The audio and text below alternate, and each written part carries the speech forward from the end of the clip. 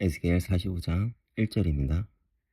너희는 제비를 뽑아 땅을 나누어 기업으로 삼을 때 한 구역을 거룩한 땅으로 삼아 여호와께 예물로 드릴지니 그 길이는 25,000척이요 너희는 10,000척이라. 그 구역 안 전부가 거룩하리라. 오늘 말씀은 이스라엘이 살아갈 땅에 대한 설명을 말해주고 있습니다. 그런데 이스라엘 각 지파가 제비를 뽑아 땅을 나누어 기업으로 삼는 것을 말하지만 에스겔은 땅을 나누는 것에 대한 이야기를 이어가지는 않습니다. 땅을 나누는 실제적인 분배는 47장 13절 이후에 기록이 됩니다. 그렇다면 땅 분배를 말하고 있지만 지금 분배를 말하고 있지 않은 이유가 분명히 있을 것입니다. 도대체 그것이 무엇일까요? 신명기에서 하나님은 모세와 이스라엘 백성들에게 하나님의 땅에 살기 전에 먼저 선행되어야 할 두 가지를 이야기하십니다. 그 첫 번째는 하나님을 하나님으로 인정하는 것입니다. 그래서 그들에게 하나님을 하나님으로 인정한다면 하나님의 명령과 증거와 규례를 지키라는 것이죠. 그리고 두 번째는 무엇입니까? 하나님이 보기에 정직하고 선량한 일을 하라는 것입니다. 즉, 하나님 백성답게 살라는 것이죠. 그것이 하나님이 약속하신 땅에서 하나님이 약속하고 이루신 복을 받는 중요한 두 가지 전제 조건이었습니다. 마찬가지로 에스겔 역시 예루살렘과 성전이 새롭게 회복되기 전 이 두 가지를 먼저 포로된 백성들에게 이야기를 합니다. 그리고 이것은 더 나아가 예수가 그리스도임을 알고 믿는 오늘날 우리들 역시 하나님이 약속하신 그 은혜의 처소에 들어가려면 이 두 가지 조건이 있어야 된다는 것이죠.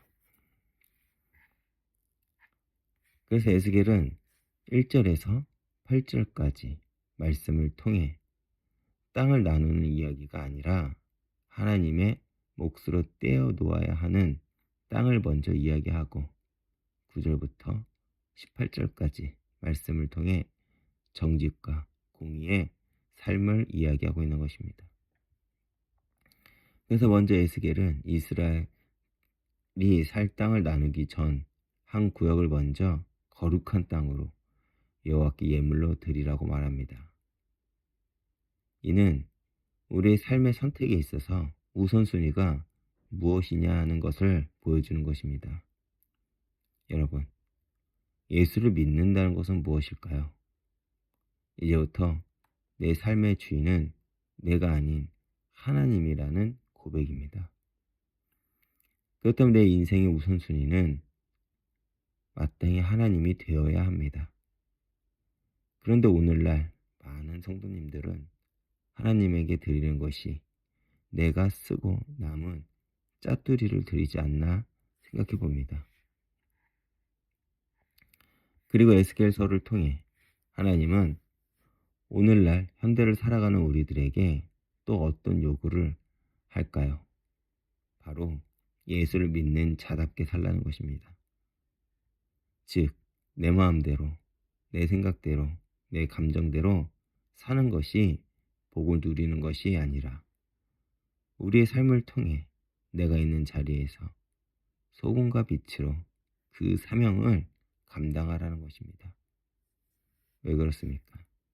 세상은 우리를 통해 교회를 보고 우리를 통해 예수가 누구인지를 보기 때문입니다.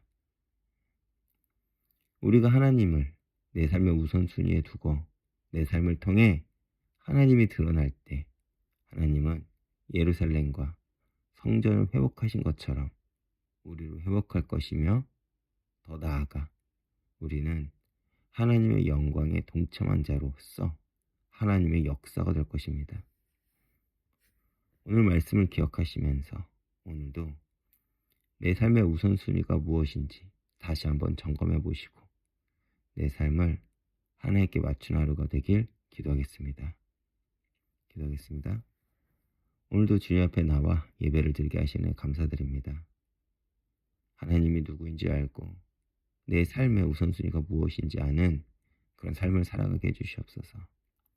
언제나 하나님이 내 삶의 우선순위가 되어 내 삶이 좀 하나님을 드러내는 그 영광스러운 삶을 살아가게 해주시옵고 우리를 통해 하나님이 드러날 수 있도록 주님께서 역사해 주시옵소서. 감사드리며 예수님 이름으로 기도했습니다.